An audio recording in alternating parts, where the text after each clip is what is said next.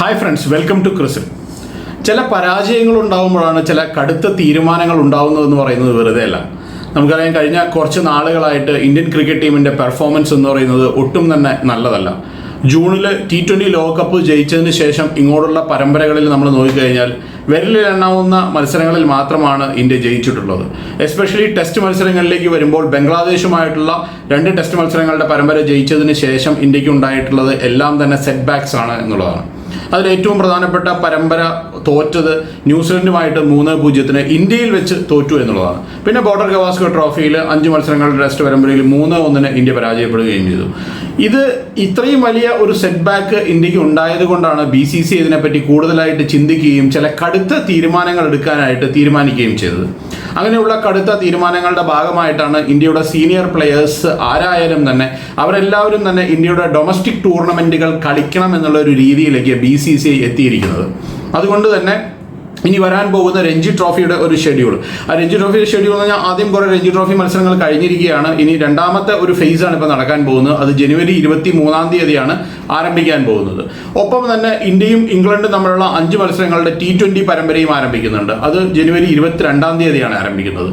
അപ്പോൾ അത് കഴിഞ്ഞ് ഒരു ദിവസം കഴിയുമ്പോഴാണ് രഞ്ജി ട്രോഫി ആരംഭിക്കുന്നത്. അപ്പോൾ ഈ ഒരു രഞ്ജി ട്രോഫി മത്സരങ്ങൾക്കായിട്ട് ഇന്ത്യയുടെ പല പ്രമുഖ താരങ്ങളും തയ്യാറെടുക്കുന്നു, അല്ലെങ്കിൽ അവരുടെ ക്യാമ്പിലേക്ക് പോകുന്നു എന്നുള്ള വാർത്തകളാണ് ഇപ്പോൾ പുറത്തു വന്നുകൊണ്ടിരിക്കുന്നത്. പ്രധാനപ്പെട്ട താരങ്ങൾ എന്ന് പറയുന്നത് വിരാട് കോഹ്ലിയും രോഹിത് ശർമ്മയും തന്നെയാണ്.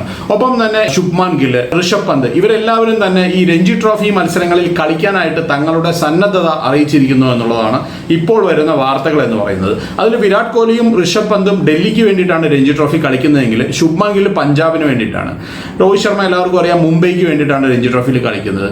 വിരാട് കോഹ്ലി രഞ്ജി ട്രോഫിയിൽ ഇതിനു മുമ്പ് കളിച്ചത് 2012 ഏകദേശം ഒരു 12-13 വർഷങ്ങൾക്ക് ശേഷമാണ് അദ്ദേഹം വീണ്ടും ഡൽഹി ടീമിന്റെ ഭാഗമാവാൻ പോകുന്നത്. അത് കളിക്കുമോ ഇല്ലയോ എന്നുള്ള കാര്യത്തിലും യാതൊരു ഷുവർട്ടി ഇല്ല. പക്ഷേ ആ ഒരു പ്രോബബിൾസ് ലിസ്റ്റ് വന്നപ്പോൾ ഇവരെല്ലാവരും തന്നെ ആ ടീമിലുണ്ട് എന്നുള്ളതാണ്.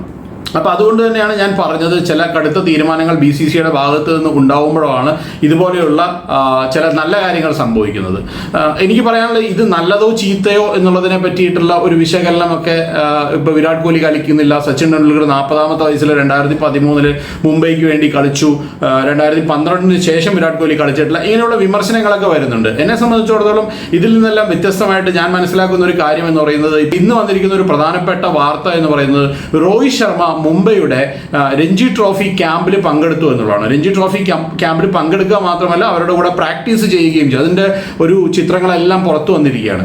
അപ്പോൾ അതിൽ നിന്ന് നമ്മൾ മനസ്സിലാക്കേണ്ട ഏറ്റവും പ്രധാനപ്പെട്ട ഒരു കാര്യം എന്ന് പറയുന്നത്, രോഹിത് ശർമ്മയെ പോലെ ഇത്ര വലിയ ഒരു താരം, അദ്ദേഹം ശരിക്കും പറഞ്ഞാൽ ഇന്ത്യയുടെ ക്യാപ്റ്റനാണല്ലോ, ടെസ്റ്റിലും വൺഡേയിലും ഒക്കെ ഇന്ത്യയുടെ ക്യാപ്റ്റനാണ്. അപ്പോൾ അദ്ദേഹത്തിനെ പോലെയുള്ളൊരു താരം ഈ രഞ്ജി ട്രോഫി ക്യാമ്പിൽ എത്തുമ്പോൾ, അതായത് മുംബൈയുടെ രഞ്ജി ട്രോഫി ക്യാമ്പിൽ എത്തുമ്പോൾ, മുംബൈയിൽ ഒരുപാട് സ്റ്റാർസ് ഉണ്ടെന്ന് നമുക്കറിയാം. പല ഇന്ത്യൻ താരങ്ങളും കളിക്കുന്ന ഒരു ടീമാണ് ശരിക്കും മുംബൈ എന്ന് പറയുന്നത്. ഇപ്പോൾ ശ്രേയസ് അയ്യരും യശസ്വി ജയ്സ്വാളും അടക്കമുള്ള ഒരുപാട് താരങ്ങൾ ആ ടീമിലുണ്ട്. പക്ഷേ എങ്കിൽ തന്നെ പുതുമുഖ താരങ്ങളും ഇഷ്ടം പോലെയുള്ള ടീമാണ് മുംബൈ എന്ന് പറയുന്നത്. അപ്പോൾ അങ്ങനെയുള്ള താരങ്ങളെ സംബന്ധിച്ചിടത്തോളം രോഹിത് ശർമ്മയെ പോലെയുള്ള ഒരു സ്റ്റാർ ആ ക്യാമ്പിലെത്തുന്നു, ആ ടീമിൽ അവരുടെ കൂടെ പ്രാക്ടീസ് ചെയ്യുന്നു എന്ന് പറയുമ്പോൾ അവർക്കുണ്ടാവുന്ന മാനസികമായിട്ടുള്ള ഒരു അപ്ബ്രിങ്ങിങ്, അല്ലെങ്കിൽ ഒരു മെന്റലി അവർക്കുണ്ടാവുന്ന ഒരു അപ്ബ്രിങ്ങിങ് എന്ന് പറയുന്നത് പറഞ്ഞറിയിക്കാൻ പറ്റാത്തൊരു കാര്യം തന്നെയാണ്. അപ്പോൾ അദ്ദേഹത്തിൻ്റെ എക്സ്പീരിയൻസ് ഷെയർ ചെയ്യാൻ, അദ്ദേഹത്തിൻ്റെ ബാറ്റിംഗ് കണ്ടുപിടിക്കാൻ, ഇങ്ങനെയുള്ള ഒരു അവസരം കൂടിയാണ് മുംബൈയുടെ താരങ്ങൾക്ക് ഉണ്ടാവുന്നത്. ഇത് തന്നെയാണ് ഡൽഹിയുടെയും അവസ്ഥ എന്ന് പറയുന്നത്. ഡൽഹിയിൽ ഋഷഭ് പന്തും വിരാട് കോഹ്ലിയൊക്കെ കളിക്കാനായിട്ട് ചെല്ലുന്ന സമയത്ത് അവിടെ ഉണ്ടാകുന്ന ഒരു അറ്റ്മോസ്ഫിയർ, അല്ലെങ്കിൽ ഒരു വൈബ് എന്ന് പറയുന്നത് തന്നെ ടോട്ടലി ഡിഫറെൻ്റ് ആയിരിക്കും എന്നുള്ളതാണ്. അപ്പോൾ സമയം കിട്ടുമ്പോൾ കളിക്കാനായിട്ട് പറ്റുന്നില്ല. ഇപ്പം നമുക്കറിയാം,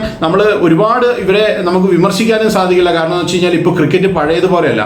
പണ്ട് ക്രിക്കറ്റ് എന്ന് പറഞ്ഞു കഴിഞ്ഞാൽ നമുക്കറിയാം ഒരു 2 മാസം കൂടുമ്പോഴൊക്കെയാണ് ഒരു പരമ്പര നടന്നിരുന്നത്. ഇപ്പം അങ്ങനെയല്ല, എപ്പോൾ നോക്കിയാലും ക്രിക്കറ്റ് മാച്ചുകളാണ്. അപ്പോൾ ശരിക്കും പറഞ്ഞാൽ ഈ മെന്റൽ ഫാറ്റീഗ്, അല്ലെങ്കിൽ മാനസികമായ വിശ്രമം ആവശ്യമാണ് എന്ന് പറഞ്ഞ് ഇഷാൻ കിഷൻ പിന്മാറിയതിനെ പോലും നമുക്ക് വിമർശിക്കാനായിട്ട് സാധിക്കില്ല. കാരണം അത്രത്തോളം ക്രിക്കറ്റാണ് കളിച്ചുകൊണ്ടിരിക്കുന്നത്. ഡെയിലി ഇങ്ങനെ കളിച്ചുകൊണ്ടേയിരിക്കുകയാണ് മാച്ചസ്. അപ്പോൾ അങ്ങനെ വരുന്ന സമയത്ത് പക്ഷേ ഈ ഒരു ചെറിയ കാര്യം ചെയ്യാൻ പറ്റുന്നത് എന്താണെന്ന് വെച്ച് കഴിഞ്ഞാൽ, ഈ വിരാട് കോഹ്ലിനെയും ഋഷഭ് പന്തിനെയൊക്കെ പോലെയുള്ള താരങ്ങൾക്ക് രഞ്ജി ട്രോഫി മത്സരങ്ങളിൽ പങ്കെടുത്തില്ലെങ്കിൽ പോലും ഇതുപോലെയുള്ള ഈ സ്റ്റേറ്റ് ടീമുകളുടെ ക്യാമ്പുകളെല്ലാം വരുമ്പോൾ അവിടെ പോയി ആ താരങ്ങളുടെ കൂടെ, എസ്പെഷ്യലി യങ്സ്റ്റേഴ്സിൻ്റെ കൂടെയൊക്കെ കുറച്ചൊന്ന് ഇടപഴകുകയാണെങ്കിൽ അത് അവർക്ക് വലിയ ഗുണം ചെയ്യുമെന്നുള്ളതാണ് ഇതിൻ്റെ ഏറ്റവും പ്രധാനപ്പെട്ട ഒരു കാര്യം എന്ന് പറയുന്നത്.